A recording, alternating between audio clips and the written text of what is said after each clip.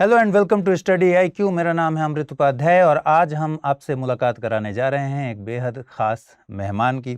शाश्वत सांगवान हमारे साथ हैं। रैंक 34 इस बार की परीक्षा में यूपीएससी इन्होंने क्लियर किया है।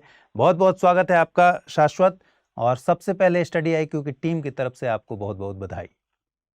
जी अमृत जी, बहुत बहुत शुक्रिया आपने इस मंच पर मुझे बुलाया। और मैं अपनी तरफ से जितनी बाकी एस्पिरेंट्स की मदद कर सकता हूँ, मैं मेरी तरफ से मैं पूरा सहयोग दूंगा। और हम प्लीज कार्यक्रम को शुरू करें। बिल्कुल बिल्कुल। अ, शाश्वत, आपने दूसरी बार यूपीएससी का एग्ज़ाम क्रैक किया है और आप स्टडी आईक्यू से जुड़े रहे हैं। तो सबसे पहले तो मैं यही जानना चाहता हूँ कि इस जुड़ाव में आपको किस तरीके की चीज़ें लगीं कि हाँ, आपको एक सपोर्ट सिस्टम की तरफ, या फिर आपको लगा कि हाँ, बेहतर चीज़ें आपको मिलें। वो अगर एक्सपीरियंस आप पहले शेयर करें और उसके बाद हम आएंगे बाकी पॉइंट्स पर। जी जी बिल्कुल। तो जैसा कि मैंने पहले भी एक वीडियो की थी स्टडी आईक्यू के साथ, जिसमें मैंने यही चीज कही थी कि अच्छा। जो जो करंट अफेयर्स की वीडियोस स्टडी आईक्यू की तरफ से बनती हैं, हम्म। वो एक तरह से इंटरेस्ट जगा देती हैं सब्जेक्ट के अंदर। काफी एस्पिरेंट्स की यही शिकायत होती है, मेरी भी थी, कि जो मॉडर्न हिस्ट्री जैसे जो सब्जेक्ट्स हैं जिसके अंदर बहुत सारी तिथियां हमें याद करनी पड़ती है, जिसे हम रट्टा कहते हैं, हाँ। तो एक एग्जाम का परसेप्शन बन जाता है कि हमें बहुत चीजें रटनी है। मैं ये नहीं कहूंगा कि वो परसेप्शन एकदम गलत है, क्योंकि काफी बिल्कुल। बार यूपीएससी नॉलेज भी चेक करता है। तो क्योंकि सिलेबस इतना ज्यादा है, सब चीजों को याद रखना थोड़ा मुश्किल हो जाता है काम मनुष्य के दिमाग के लिए। तो हमें कुछ रोमांचक, कुछ अच्छी कोई चीज अगर मिले, कोई अच्छा सोर्स मिले जहां से कोई स्टोरी फॉर्म में कोई हमें करा दे, कोई एक्रोनिम करके हमें पढ़ा दे, जी। तो वो चीजें थोड़ी दिमाग में टिकी रहती हैं। तो उसी के तहत स्टडी आईक्यू से मेरा परिचय हुआ। मेरे एक मित्र ने मुझे सुझाव दिया कि स्टडी आईक्यू पे कुछ ज्योग्राफी के टॉपिक्स और मॉडर्न हिस्ट्री के टॉपिक्स कवर करें। अच्छा। तो पहली बार मेरा प्रीलिम नहीं क्लियर हुआ था। तो ओके। शायद यही रीजन था कि याद करने को बहुत कुछ था और याद करने का तरीका नहीं पता था। हम्म। तो स्टडी आईक्यू ने मेरी मदद की, कुछ टॉपिक्स काफी मदद की। अ, और इसके अलावा इंटरव्यू प्रिपरेशन जब मैं कर रहा था, तो क्योंकि मैं ऑलरेडी सर्विस में था, मेरे पास हम्म। इतना समय नहीं होता था कि मैं रोज अखबार पढूं, सब कुछ करूं। हम्म। तो कुछ टॉपिक जैसे लैंड मोनेटाइजेशन, क्रिप्टो करेंसी, मैंने स्टडी आईक्यू से प्रिपेयर किए, ओके। जिन्होंने एक पूरा, एक थोड़े टाइम में बहुत जितने भी टॉपिक के डायमेंशन से सारे के सारे कवर किए, और जिनमें से कुछ मेरे जो वास्तविक जो एक्चुअल इंटरव्यू था उसमें भी पूछे गए। तो अच्छा। इसी के तहत स्टडी आईक्यू को धन्यवाद। और जी। चलिए, बिल्कुल। ये जैसे हिस्ट्री वाली ये बात आपने की, वो मैंने भी महसूस किया है कि हिस्ट्री के कुछ सेगमेंट्स जो एनिमेशन बेस्ड बन रहे हैं, वो वाकई एक याद करना तो टफ चैलेंज है ही। तो ऐसे में वो एनिमेशन बेस्ड चीज़ें सुनकर दिमाग में आ जाती हैं। ये बात बिल्कुल सही है। जी शाश्वत, आपसे जानना चाहेंगे, जैसे आपने बताया कि आपके पहली बार में आपका प्रीलिम्स नहीं हुआ, तो इस फेलियर के साथ आपने फिर कैसे ओवरकम किया? और एस्पिरेंट्स को अगर आप कुछ बताना चाहें कि किस तरीके से अपनी गलतियों को समझना, उन्हें सुधारना और सुधार कर फिर रिजल्ट ले आना, इस पूरे प्रोसेस को अगर आप बताएं तो उन्हें बहुत फ़ायदा मिलेगा। जी बिल्कुल अमृत। जब पहली बार मैंने 2018 में प्रीलिम परीक्षा का फॉर्म भरा था, तो मैं बिट्स पिलानी से मैंने इंजीनियरिंग की थी, और जी। काफी प्रेस्टिजियस कॉलेज है। तो जब हम एक अच्छे टीयर 1 कॉलेज से पढ़ते हैं, तो हमारा सेल्फ कॉन्फिडेंस बहुत हाई होता है, और हम जनरली चीजों को अंडर एस्टिमेट करते हैं। शायद यही गलती मैंने की थी, कि यूपीएससी की तैयारी को मैंने हल्के में लिया, और कम पढ़ाई की, गलत पढ़ाई की, तो प्रीलिम जी। में फेल हो गए। प्रीलिम में जब फेल हुए तो मनोबल काफी गिर गया। खुद पे आशंका होने लगी, खुद पे शक होने लगा कि हम्म। क्या मैं कुछ भी जीवन में कर सकता हूँ। तो उसी के तहत मैंने समझा कि अगला अटेम्प्ट देने के लिए मैं उस मानसिक स्थिति में नहीं था कि मैं बैठ के दोबारा एक पूरे साल की मेहनत करूँ। तो मैंने कॉर्पोरेट सेक्टर में जॉब ज्वाइन की बैंगलोर में, और वहां मैंने लगभग 1.5 साल काम किया। अच्छा। जॉब करते करते मैंने 2019 का अटेम्प्ट मैंने नहीं दिया, मैंने फॉर्म भी नहीं फिल किया था। बट मुझे पता था कि मुझे इस एग्जाम में वापसी करनी है, तो थोड़ा एक फाइनेंशियल इंडिपेंडेंस मैंने हासिल की बैंगलोर में, जब मैं कॉर्पोरेट सेक्टर में एज अ प्रोडक्ट मैनेजर काम करता था। हम्म। तो उससे थोड़ा मनोबल बढ़ा कि एटलीस्ट फाइनेंशियली आत्मनिर्भर बन गया हूं मैं। और एक वहां से थोड़ा कॉन्फिडेंस आया। थोड़ा एज वाइज भी मुझे लगता है मैच्योरिटी आई। मुझे समझ आया कि किसी को हल्के में नहीं लेना, ये एक बड़ा ओपोनेंट है जिसको स्ट्रैटेजिकली और सही तरीके से टेक डाउन करना है। और खास तौर तो पर जब मेरे को यूपीएससी को तो हरगिज नहीं। बिल्कुल, तो जब मैं वापस मैंने वो जॉब क्विट की और मैं फिर से तैयारी में जब आया, तो 2020 में कोविड काल में मुझे टाइम मिला पढ़ने का, और अच्छा, मैंने सफलता हासिल की अपने दूसरे प्रयास में। तो दूसरे प्रयास में आपको क्या सर्विस मिली?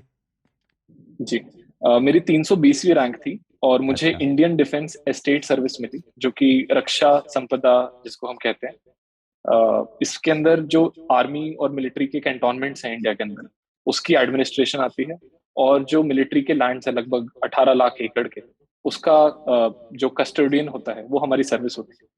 तो जो रक्षा संपदा संगठन है, डिफेंस एस्टेट सर्विस, तो मैं उसी का अधिकारी हूँ, अभी ट्रेनिंग में हूँ। और कल जब रिजल्ट आया तो अब प्रशासनिक सेवा में सर्व करने का मौका मिलेगा। तो ये मेरी जर्नी रही यूपीएससी में।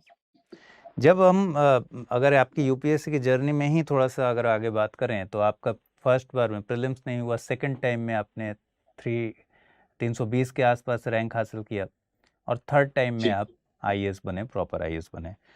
इस जी पूरे दौरान अपने आप को मोटिवेटेड रखना, पॉइंट ऑफ मोटिवेशन क्या रहा? क्योंकि एक पड़ाव मिल जाने के बाद जनरली इंसान आगे की नहीं सोचता, या फिर उतनी जी एनर्जी नहीं लगा पाता।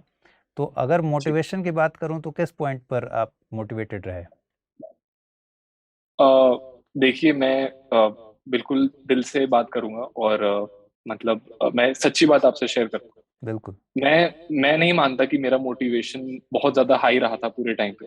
इनफैक्ट काफी बार खुद पे शक भी होता था कि क्या मैंने नौकरी जो प्राइवेट की जॉब छोड़ी, क्या वो सही किया, क्योंकि लगभग 3 गुना तनख्वाह थी मेरी जितनी मुझे हाँ। अभी यहाँ ग्रुप ए सर्विस में मिल रही। हम्म। मोटिवेशन इतना लो हो जाता है कि मैं जो अभी प्रीलिम है इस संडे को, मैं वो भी देने को तैयार नहीं था। मतलब मैं मान चुका था कि मैं ये अटेम्प्ट नहीं दूंगा। तो ऐसा नहीं है कि मोटिवेशन हमेशा टॉप पे रहता है और वही सिलेक्शन का कारण बनता है। मोटिवेशन से ज्यादा मैं कहूंगा जो डिसिप्लिन होता है, जो अनुशासन होता है, वो आपके साथ काम करता है। मैं कोशिश करता हूँ सुबह थोड़ा जल्दी उठ जाऊं और हम्म। शाम को थोड़ा रनिंग कर लूं। मैं एक मैराथन रनर भी हूँ। तो एक अच्छा। मैराथन की ट्रेनिंग है जो मानसिक संतुलन मेरा बनाए रखने में मदद करती है। मोटिवेशन मुझे लगता है कि शायद मैं सबसे मोटिवेटेड पर्सन नहीं हूँ इस जर्नी में। अ, जैसा कि मैंने आपको बताया कि मैं प्रीलिम भी नहीं दे रहा था ये वाला, मतलब हो जाता तो हो जाता, नहीं तो मैं कंटिन्यू करता इसी सर्विस में। और ओके। थोड़ा एक डिसिप्लिन अगर रहता है तो चाहे मोटिवेटेड हो चाहे ना हो, लेकिन जो आपका रोज का टारगेट है, रोज आपके हफ्ते के टारगेट्स हैं, वो कंप्लीट होते रहते हैं। थोड़ा आप अनुशासन में रहें, तो मोटिवेशन की जगह discipline is the word which I would like to share with aspirants. Okay. अगर अलग अलग फेज के स्ट्रेटजी की बात करना चाहें, क्योंकि अभी प्रीलिम्स भी काफ़ी नज़दीक है और अब तो खैर राइट। बहुत कम समय बचा हुआ है, और आप जैसा राइट। बता रहे हैं कि इस बार तो आप देने के मूड में नहीं थे, लेकिन अब जी रैंक 34 ले आने के बाद ये बात पूछना बनता है कि जो लोग एग्ज़ाम में जा रहे हैं उनके लिए आपकी जी। तरफ से क्या टिप्स हैं? देखिए, एग्जाम में जो लोग जा रहे हैं, पहले तो मैं उनको मुबारकबाद देना चाहूंगा कि उन्होंने इतना बड़ा डिसीजन लिया, क्योंकि इस एग्जाम को अटेम्प्ट करना, सोचना ही एक बहुत बड़ी चीज है। और जब भी आप सोच के इसकी तैयारी में आते हैं तो बहुत सारे सैक्रिफाइसेस आपको करने पड़ते हैं। चाहे वो दोस्ती में हो, चाहे वो रिलेशनशिप्स में हो, चाहे वो आपकी फिटनेस में हो, या चाहे वो फाइनेंशियल। उन सब चीजों को एक तरफ रख के जो शुरू के 70 रैंकों में आप आईएएस बनते हैं, उसकी सोचना भी एक बहुत बड़ी चीज है।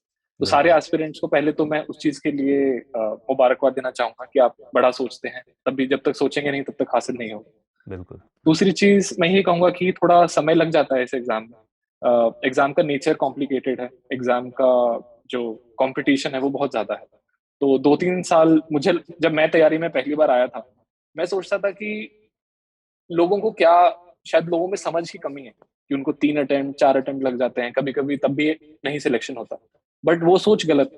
अ, आप सोचिए अपने लिए बेस्ट, बट ये भी मान के चलिए कि थोड़ा धैर्य रखना पड़ता है इस एग्जामिनेशन में। जब तक आप बिल्कुल। अपने दुश्मन को अच्छे से जानते हैं, तो 2-3 साल तो आपकी युवा समय जो आपका होता है वो निकलता है, तो थोड़ा बने रहिए वहीं पर।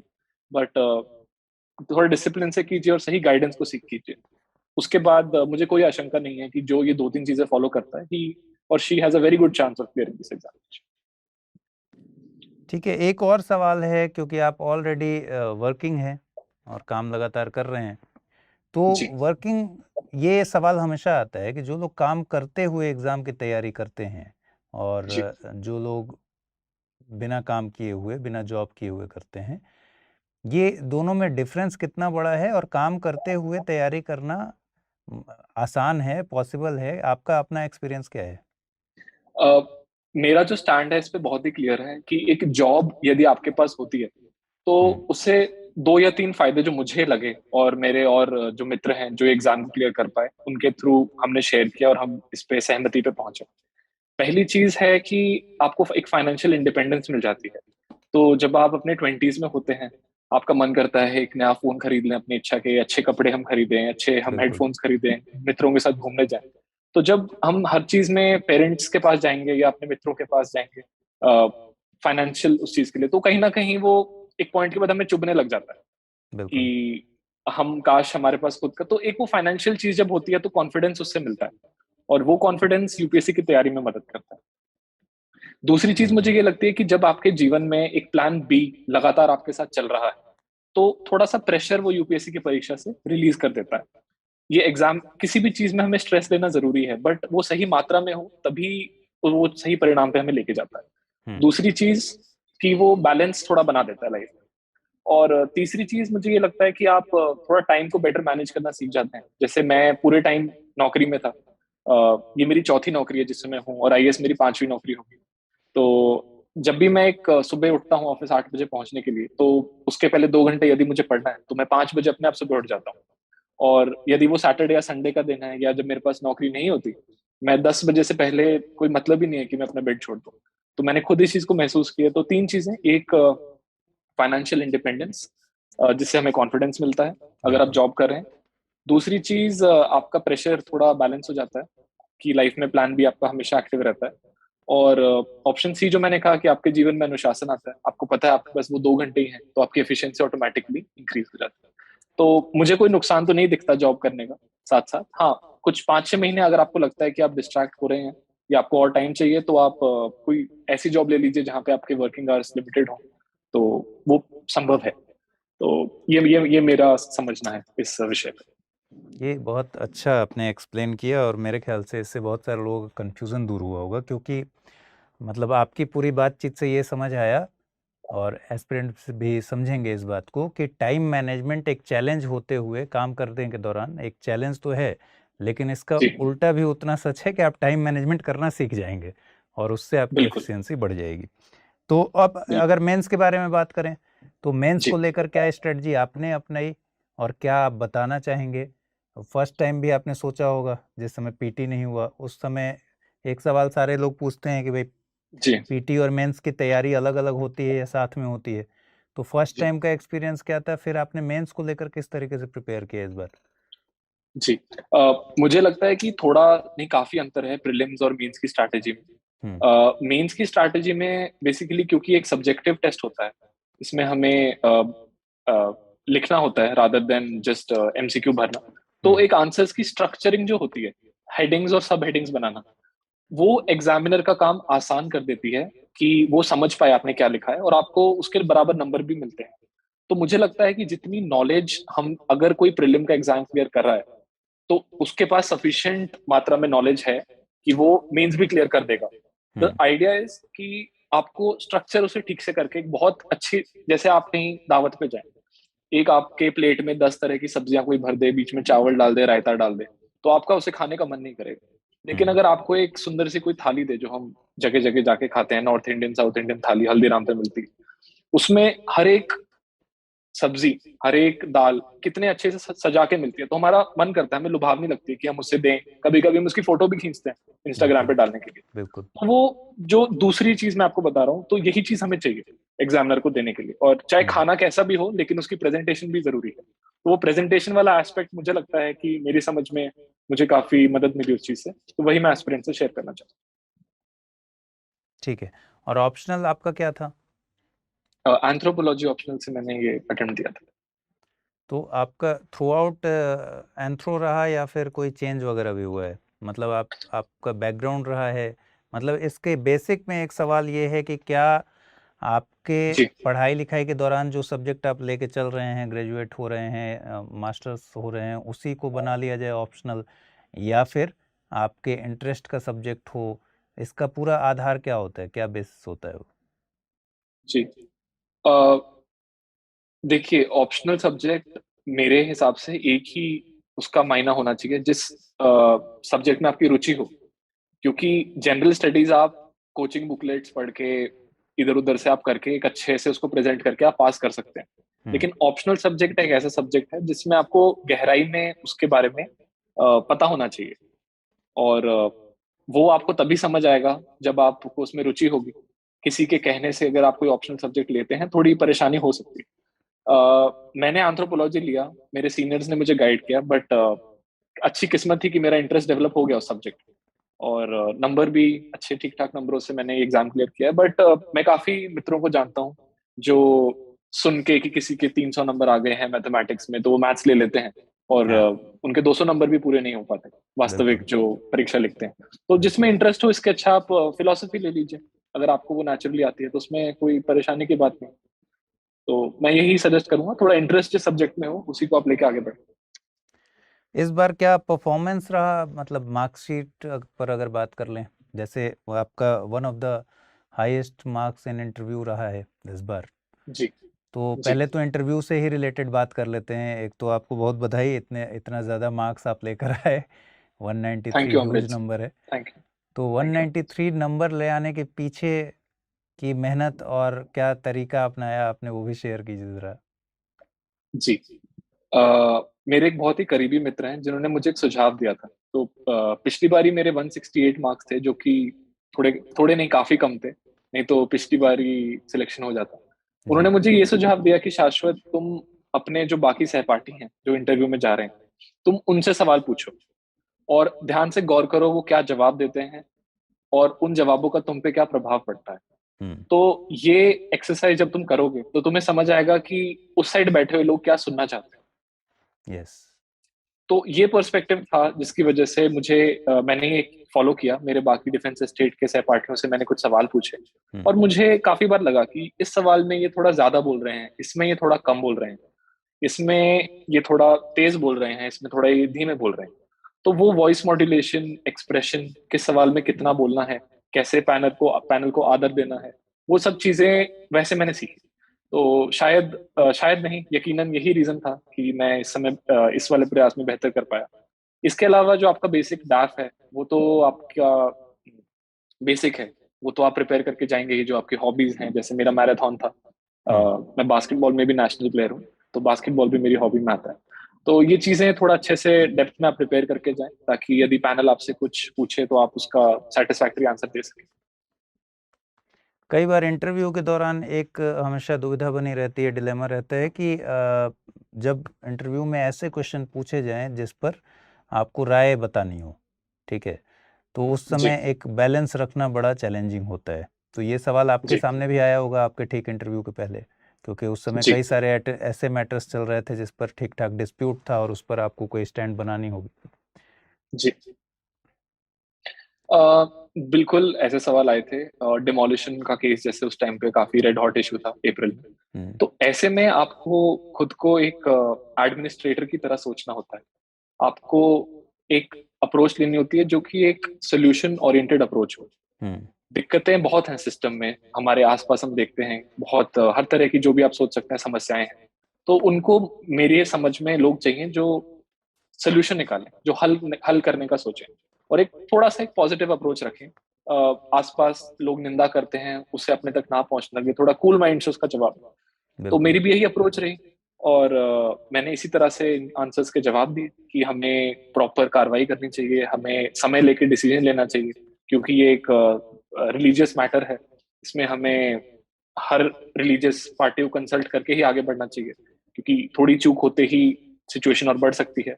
हमें जो रिस्पेक्टेड एल्डर्स हैं उन कम्युनिटीज के, उनको एंगेज करना चाहिए। तो ऐसे दो तीन सवाल थे और मेरे समझ में पैनल को अच्छे लगे मेरे सुझाव ऐसे मामलों में। तो एक सोल्यूशन ओरिएंटेड अप्रोच, थोड़ा सा पॉजिटिवनेस और एक काम स्माइलिंग फेस, एंड मुझे नहीं लगता किसी को भी 200 से कम नंबर मिलने चाहिए यदि वो ये अप्रोच रखे। ठीक है, अब एक पेपर की बात ज़रूर मैं करूंगा और वो है एसए का पेपर, जिस पर मार्क्स जिसके इतने अच्छे और बुरे होते हैं कि रिजल्ट उस पर जी डिपेंडेंट है। तो जी एसए को लेकर क्या स्ट्रेटजी रही आपकी, कैसा परफॉर्म किया आपने? जी। मेरे दोनों ही साल बहुत अच्छे मार्क्स रहे हैं ऐसे में। इस साल 144 नंबर हैं, और अभी तक मैंने कोई मार्कशीट नहीं देखी जिसमें 150 तक भी टच हुआ हो। तो आई ओके। थिंक ऐसे में मेरे I was lucky also, and I did some efforts also. तो ऐसे मेरा ठीक है। देखिए, हम काफी अधिकांश लोग हम में से जब जीएस की तैयारी करते हैं तो हम कोशिश करते हैं हम याद रखें ये आर्टिकल कॉन्स्टिट्यूशन का, ये गवर्नमेंट की पॉलिसी, ये गवर्नमेंट का स्टेप्स जो लिए थे। लेकिन ऐसे का पेपर एक ऐसा है जो एक क्रिएटिव एलिमेंट डाल देता है पूरे यूपीएससी के मेंस प्रिपरेशन में। तो कहीं ना कहीं मुश्किल हो जाता है कि एक याद किए हुए आंसर को लिखने में और एक अपने मन से बना के एक आंसर लिखने में। ऐसे में वो आपको एक लाइन का टॉपिक देते हैं और आपको 13 पेज भरने के लिए देते हैं। हाँ। तो वो जो क्रिएटिव एस्पेक्ट होता है, मुझे लगता है कि हम जैसे एस्पिरेंट्स में वो थोड़ा सा कम हो जाता है। इन दैट केस मैं ये सजेस्ट करूंगा कि जब एस्पिरेंट्स पढ़ के बोर हो जाए तो कोई फनी टीवी सीरीज देख लें, कोई मूवी का अगर किसी को शौक हो वो देखें, कोई अगर फिक्शन की बुक्स हैं वो पढ़ें। इससे क्या होता है कि जब आप किसी टॉपिक पे सोचते हैं तो वो आपके सबकॉन्शियस से वो एग्जाम्पल्स आपके सामने आते हैं, और आप जब उनका लिखते हैं पेपर में तो एग्जामिनर समझता है कि एक ऑलराउंडेड पर्सनैलिटी है इसकी, ये सिर्फ जनरल स्टडीज का आंसर नहीं लिख रहा है। तो मुझे लगता है कि क्रिएटिविटी थोड़ी सी बरकरार रहनी चाहिए, और ऐसे में वही काम देती है। ठीक है, और कोई ऐसी बात जो आपको लग रहा हो एस्पिरेंट को जानना बहुत ज़रूरी है तो वो आप शेयर कर सकते हैं, बिल्कुल। क्योंकि इसके बाद मैं अ, आपके लिए एक टफ सवाल पूछने वाला हूँ, तो पहले आप ये शेयर कर लीजिए, फिर जी एक बात और करेंगे। जी। एस्पिरेंट्स को एक ही चीज मैं बोलना चाहूंगा कि इतना सीरियसली ना लें इस एग्जाम को। मतलब लीजिए, बट ऐसे दिल पे मत लगा लीजिए कि ये आपका जीवन बन गया है, क्योंकि इतनी आप एक्सपेक्टेशन यदि बढ़ाते हैं तो डिसअपॉइंट, मतलब मेरा सिलेक्शन हो गया है तो मेरे लिए ये कहना आसान है, बट कल तक मैं भी सबको यही बोलता था, मेरा नहीं भी सिलेक्शन हुआ था, कि जीवन में बहुत सारी चीजें हैं करने को, बहुत सारे काम है सीखने को, बहुत सारी भाषाएं हैं जो आप सीखो, बहुत सारी जगहें हैं जहाँ आप घूमो, बहुत सारे खाने हैं जो आप ट्राई करो, बहुत सारे गाने हैं जो सुनो, और लोग हैं जिनसे आप मिलो। तो एक यूपीएससी एक एग्जाम है, एक नौकरी है, और उसको एक नौकरी की तरह लीजिए, एक अच्छी नौकरी जो आप लेना चाहते हैं, जनहित करना चाहते हैं, अपना हित करना चाहते हैं, जिसलिए भी आप करना चाहते हैं आप करिए। बट वो फिर भी एक नौकरी है, और नौकरी जिंदगी का एक पहलू है, और एक वो बहुत छोटा पहलू है। तो इस चीज को थोड़ी गहरी बात है, अगर समझने में थोड़ा आप टाइम दीजिए, और जब आप समझेंगे तो आप आपकी बेस्ट परफॉर्मेंस भी बाहर आएगी, और आप खुद को ज्यादा स्ट्रेस भी फील नहीं करोगे। तो यही मैं शेयर करना चाहूंगा ये अपनी वाकई तरफ बहुत से। गहरी बात है, और ये समझने की बात है कि बहुत सारे लोग इस बात को नहीं समझ पाते, इसको लाइफ और डेथ का सवाल ना बनाए और एग्ज़ाम को जी एग्ज़ाम की तरह लें, ये बहुत बड़ी बात है। अगर मैं जी पूछूं आपसे कि एक अगर अपना सब्जेक्ट ऐसा बताइए कि आपका सबसे मजबूत पक्ष और एक जो आपका सबसे कमज़ोर पक्ष था, जिसमें जी आप लास्ट तक डरे हुए थे कि भाई पता नहीं इसमें क्या होगा। जी। अ, दरअसल यूपीएससी को हम अनप्रेडिक्टेबल भी कहते हैं। तो हाँ। मेरी बहुत अच्छी तैयारी थी एंथ्रोपोलॉजी में। एंथ्रोपोलॉजी में मेरी खास तैयारी थी, पर एंथ्रोपोलॉजी का जो दूसरा पेपर आया वो हाँ। मुझे काफी चैलेंजिंग लगा, और पेपर लिखते टाइम ही मैं खुद ही डाउट में चला गया कि शायद ये साल भी मेरा साल नहीं है। और हाँ, तो पेपर थोड़ा टफ था, बट वो सबके लिए टफ था। तो हाँ, मैं थोड़ा बिल्कुल। सा, मेरा मोराल कम हुआ, लेकिन नंबर आए तो काफी ज्यादा अच्छे नंबर आ गए। ऑन दी अदर हैंड जो जनरल स्टडीज 3 का पेपर था, तो मैं इकोनॉमिक्स में और एनवायरनमेंट में मेरे को लगता है मैं अच्छा होल्ड रखता हूँ, और हम्म। पिछले साल बहुत अच्छे नंबर थे। तो मैं उत्साहित था वो पेपर लिखने के लिए, और मैं बस था मुझे कि मैं दिखा दूं एग्जामिनर को मुझे कितना आता है। और फिर से वो पेपर थोड़ा सा डिफिकल्ट आ गया, थोड़ा नहीं काफी डिफिकल्ट आ गया, और फिर मुझे लगा कि इस बार भी मुश्किल है। लेकिन जब नंबर आए तो जीएस 3 में थोड़े कम आए, बट एंथ्रोपोलॉजी में बहुत अच्छे नंबर आए। तो हम्म। बस कहने का तात्पर्य ये है कि आप ऐसे अपने घर से ना सोच के जाएं कि मेरा ये स्ट्रांग या मेरा ये वीक सब्जेक्ट है। हर एक बॉल को एक नई बॉल की तरह खेलिए। जैसे एक बैट्समैन होता है, एक ओवर में 6 गेंदें होती हैं, वो हर गेंद पे छक्का या चौका नहीं लगा सकता, कभी कभी उसे अपनी विकेट भी बचानी पड़ती है। बिल्कुल। तो कुछ पेपर ऐसे भी होंगे जहां आपको बस अपनी विकेट बचानी है, और जब एक अच्छी फुल टॉस बॉल आए तो आप पूरी स्पीड से अपने बैट को स्विंग करके स्टेडियम के बाहर बॉल को पहुंचाइए। चलिए इस इंटरव्यू के अंत में एक बार फिर से लौटते हैं करंट अफेयर्स पर, क्योंकि ये सवाल खूब आते हैं, करंट अफेयर्स की तैयारी कैसे करें। और आजकल के ज़माने में एक बड़ी बात ये है कि इन्फॉर्मेशन की बाढ़ है, लगातार इन्फॉर्मेशंस आ रहे हैं, उसमें से सेलेक्ट करना है कौन सा इन्फॉर्मेशन आपके काम का है और कौन सा नहीं है। क्या आपने भी ऐसा फेस किया है, और अगर किया है तो आप इस समय क्या सलाह देना चाहेंगे कि करंट अफेयर्स की पूरी तैयारी कैसे करें और इस वाली चीज़ को कैसे टैकल करें कि बहुत ज़्यादा सोर्स हैं और उसमें से सेलेक्ट करना है? जी, इसके अंदर मैं एक सुझाव जो, देखिए बहुत तरीके हैं इस एग्जाम को क्लियर करने के, बट मैं और मेरे कुछ मित्र जो फील करते हैं वो ऑनलाइन वीडियोस का जो माध्यम है, जो ये यूट्यूब ने हम सबको पावर दी है कि हम कहीं भी बैठ के कर सकते हैं। जैसे मैं ऑफिस जब जाता था, मैं मेट्रो से ऑफिस जाता था, तो सुबह 1 घंटे का टाइम और शाम को 1 घंटे का टाइम होता था। तो करंट अफेयर्स मैंने सिर्फ उसी टाइम पे ही प्रिपेयर किए। और वीडियोस के थ्रू, जैसे स्टडी आईक्यू में काफी सारे टिप्स ट्रिक्स वाले जो वीडियोस हैं, मॉडर्न हिस्ट्री, एक आप मोटी सी किताब पढ़ रहे हैं जिसमें आपकी रुचि नहीं बन पा रही, एक आप एक इंटरैक्टिव एनिमेटेड, एक बहुत अच्छे अध्यापक आपको सिखा रहे हैं वीडियो के माध्यम से, तो वो चीज आपके दिमाग में सही जगह पे जाके लगती है। उसके अलावा जो अध्यापक हैं वो काफी मेहनत करते हैं ऑनलाइन प्लेटफॉर्म पे, तो उनको अपना सब्जेक्ट अच्छे से आता है। प्रॉबेबली एक एस्पिरेंट जो पहला अटेम्प्ट दे रहा है उससे तो कई गुना अच्छे से उसको पता है, तो वो चीज भी यूटिलाइज हो जाती है कि आप एक कोरा अखबार खोल के पढ़ने लगो, आप एक किताब खोल के रखो और एक आपको कोई पढ़ा दे। तो मैं तो उसी चीज को एक वरदान मानूंगा। ये ऑनलाइन वीडियोस जो हैं ये करंट अफेयर्स के लिए सफिशिएंट है और बहुत अच्छी। ठीक है शाश्वत, आपको एक बार फिर से बहुत बहुत धन्यवाद। आपसे इतनी लंबी बातचीत हुई और आपने इस बीच में, जबकि आप बहुत व्यस्त हैं मैं जानता हूँ, इतना समय निकाला हमारे लिए एस्पिरेंट से बातचीत करने के लिए। और जो आपका पॉइंट ऑफ व्यू था वो बहुत अच्छा था कि आप ये चाहेंगे कि आपका एक्सपीरियंस और आपका नॉलेज शेयर हो उन बच्चों के साथ जो आगे एग्ज़ाम देने जा रहे हैं। तो इतना समय निकालने के लिए बहुत शुक्रिया, इतनी बातचीत करने के लिए बहुत शुक्रिया, और इतना कुछ बताने के लिए बहुत शुक्रिया। मुझे उम्मीद है कि जो भी एस्पिरेंट इस वीडियो को देखेंगे उनको ज़रूर आगे उनकी तैयारी में फ़ायदा होगा। आपको एक बार फिर से बहुत बहुत बधाई।